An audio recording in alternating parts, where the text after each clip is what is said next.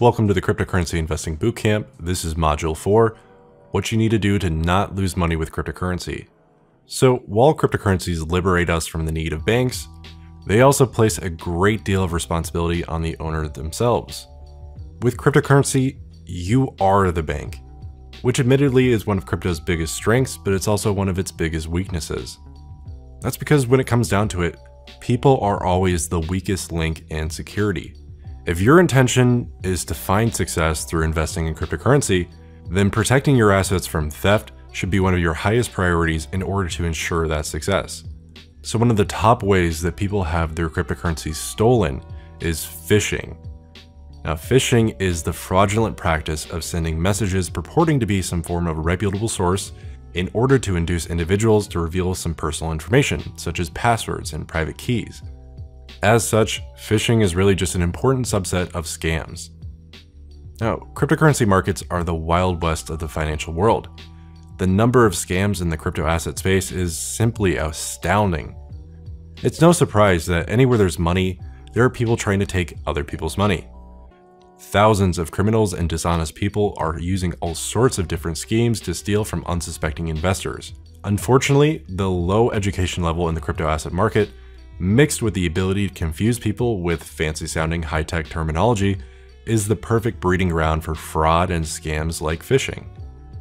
So I'd like to start by saying that you should only ever buy coins from legitimate cryptocurrency exchanges.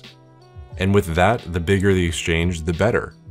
As I talked about in the last module, the fiat brokers that are listed on buybitcoinworldwide.com will generally be reputable places where you can exchange your money for crypto. Don't buy cryptocurrency from eBay, Craigslist, personal ads, social media promotions, or any other sort of facility that isn't a major cryptocurrency exchange.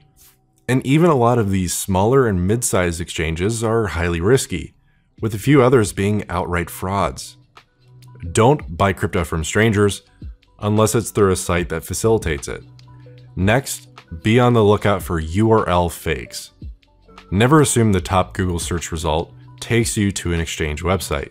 Instead, get in the habit of using the bookmark function of your web browser to save sites that you trust. This is because there are many sites designed to look exactly like the official sites for a crypto asset, but which are run by scam artists waiting to take your money. Another thing we should talk about is that many crypto assets marketed as the next big cryptocurrency are actually just garbage projects. Falling victim to a scam is different than getting hacked, although the end result can be the same. Now, I think the first step to protect yourself against fraud is to be aware that within the crypto asset space, probably more so than in any other financial market, there's a huge number of criminals and malicious actors who will try to separate you from your money. If you understand this, hopefully you'll be cautious with the investments that you make and the handling of your assets. The best approach for investing in crypto is trust nothing without verification. A few hours of research can prevent the loss of hundreds or thousands of dollars in investments. When it comes to scams relating to specific crypto assets, some online communities have created their own set of resources to help ensure that unsuspecting investors do not get scammed. In particular, some Reddit communities have pages listing known and trusted websites related to that cryptocurrency. As you'll find with cryptocurrency, time spent on education and research is unquestionably worth every minute that you put into it. If you understand some of the historical scams and current attack vectors, you'll drastically reduce the chance that you'll become a victim. So, to emphasize, you can never be too safe. You need to do a ton of research before you invest in any project, and your best approach is to treat everything with a very critical eye. Basically, guilty until proven innocent. There are hundreds of examples of cryptocurrency projects that turned out to be scams or Ponzi schemes. So just know that if you're starting to branch out into the smaller and mid-sized projects out there, be very careful, be very skeptical. But okay, enough about scams. Let's get back to talking about investing education. Let's continue the theme we talked about in the last module regarding having an investing plan, and expand upon it now that you've taken your time to kind of think about what you want out of your investing experience. And particularly, I want to help you graduate from just having a plan to having an actual strategy. So let's define our high-level strategy of investing in this space. Let's break down this process of defining your actionable strategy into the following 5 steps. Step 1. What are your goals? Well, I think it's quite obvious that a 67-year-old retiree first experimenting with cryptocurrency is going to have a very different investing profile than a 23-year-old software developer. The retiree is going to focus on capital preservation and will use a much smaller percentage of risk capital for any crypto trades, while the younger investor will have a much longer time horizon to needing their capital and can afford to use a much larger portion of that capital towards more unproven projects. There's nothing new here that you probably haven't heard before. It pays to start early, and the young have time to recover from loss of risk capital, while experienced citizens have less tolerance to risk and experimentation. So take some time to identify what are your investing goals. What is your time horizon? And what are you looking to get out of this experience? Step 2 is, what is your risk capital? Now, one thing to clarify is that the amount of liquid, accessible capital that you have at your disposal is not necessarily your risk capital. One of the biggest mistakes I've seen retail investors make, time and time again, is confusing capital they have access to with risk capital. So let's define the two. Accessible capital is the aggregate of all money that you can easily move. This includes bank accounts for checking and savings, cash brokerage accounts that can easily be set up for an EFT into your bank account, PayPal or Venmo accounts, or any other source of easily accessible cash. I am not counting 401ks, IRAs, or SEPs, or any sort of tax-deferred investment accounts that carry significant penalty for early withdrawal. Please do not cash out of your retirement accounts to invest in cryptocurrency. Now, risk capital is a subset of your accessible capital. Risk capital is that portion of your total capital that you have designated for risk activities, such as speculation and investing. The key difference here is that you can afford to lose this capital and it will not affect your life in a negative way. This is what I was getting at in the last module when I was talking about cryptocurrency being an investment that you're hypothetically lighting on fire. You can afford to lose this money. If it goes to zero, you'll be okay. And this is how you know if you're trading risk capital or not. The test you can take is that if you can set up a position and walk away from it, and it doesn't work out, will you have regrets? If the investment produces a return, great. But if not, then your expectations were met and you move on to another investment. Too often I'll see people use position sizes that were far too large and using funds that were not part of their risk capital. You'll pay for this with mental anguish, with lost sleep, and you'll probably make a decision you'll later regret. Look, we don't get any smarter when we're in the middle of a trade. And the quality of our decisions seem to run inversely proportional to the size of the position. So to that end, especially as you're starting out, keep your positions small and fund them with risk capital only. Now, step 3 is, what is your time horizon? As we covered in step 1, there's a difference between the 67-year-old and the 23-year-old. The younger person has a much longer time horizon to achieve their investing goals. Essentially, they have a longer fuse before their retirement income becomes a question. Now, I already mentioned that the retiree's main goal needs to be capital preservation, depending on their existing retirement savings, as their time horizon is much shorter. But paradoxically, he could be much more aggressive with his investments because he has a shorter time horizon. So I digress on this point. There's an answer for every time horizon, however, the risk-reward equation might be skewed backwards. This is where I highly recommend you meet with a financial advisor before you make a potentially life-impacting decision. Step 4 is, what type of investor are you? Are you someone who's going to dig into whatever project that you're looking to invest in? Are you someone who wants to go all in on one project? Or will you diversify your portfolio into many different projects? Will you be spending a lot of time researching new projects to invest in? Will you be constantly up to date with the market and what's going on? Or are you going to be looking to put your money into this investment vehicle and walk away, not caring what's going on the day-to-day basis? Quite simply, I think this delves into how you aim to operate in the space efficiently. And we'll cover this later in this class, but certainly there's certain methods that will make you a much more efficient investor if you're going to be much more participatory in the space. Now, the last step is step 5. What is your time frame? Now, at first glance, this appears to be redundant to defining your time horizon, but it's not. The time frame revolves around how quickly you like to make decisions. Essentially, there's a very big difference between someone who's a day trader and someone who invests and walks away. And quite honestly, there is no right answer here as to who you want to be and how you want to operate with regard to your time frame.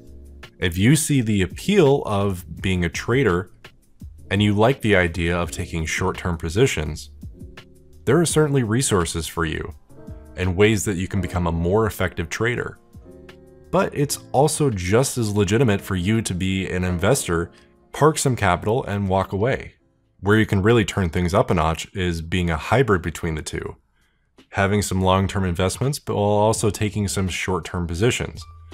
Again, we're not going to really cover trading in this class, but I want to throw it out there that it is a part of this space. It is definitely something that you can get into, and something that I encourage you to at least look at to see if you have some aptitude towards it. But again, there's nothing wrong and there's nothing easier than just using the buy and hold approach. So now that we've covered the 5 steps to setting up a strategy, I want to finish out this module by talking about risk management. And it's about the driest subject we could ever talk about. But I want to say if there's one thing that separates retail investors from professional investors, it's risk management. Professionals know that the fuel that drives their investments is capital. The more capital that you have, the more options that you have to diversify, invest in different areas, etc. But if you're out of capital or just plain capital constrained, it's going to be very difficult for you to make headway. Perhaps you already know this firsthand, which means that this module may be even more important for you. And this is why professionals are obsessive about managing risk, because capital is the blood that drives their business. Now, there are 2 major issues that every investor will face. It's wired into our DNA. Like some sort of great wall, you cannot expect some consistent results nor to go pro until you solve these 2 issues. They're not what you would expect either. So the first issue is, it's not even close. This is the most common issue that you'll see across the board. The conversation will go like this. Hey Mav, I entered into this investment a couple months ago and it's pretty far underwater. Should I hold it or sell it out and book the loss? Now the way to solve this is with what I call rule number 1 of risk management, which we'll define in a little bit. And so the second issue that every retail investor has stems from a conversation that goes like this. I've entered into this position and now that it's underwater, I have no capital left. The way to solve this issue is with the golden rule of risk management, which we'll also cover in a little bit. Now, the good news. Both of these issues are ridiculously easy to fix, as you'll see. Yet I know that you will fight me every step of the way with implementing them, because it goes against everything that you've learned from the #1 source of investor education, Hollywood and TV commercials. Yes, no kidding, most people come into live markets with the majority of their skills learned through years of entertainment indoctrination. Let's get busy correcting that. Now, as promised, the first issue where you're underwater in a position and you're not sure what to do with it is solved by rule number 1 of risk management. And as I said, you'll be surprised about how easy this one is to fix. Yet it's the #1 problem by far. Here it is. Rule number 1. Do not place a live position in a market without first defining what your exits are. I mean, how simple is that? But no one does it. And for a second, think about how powerful this is.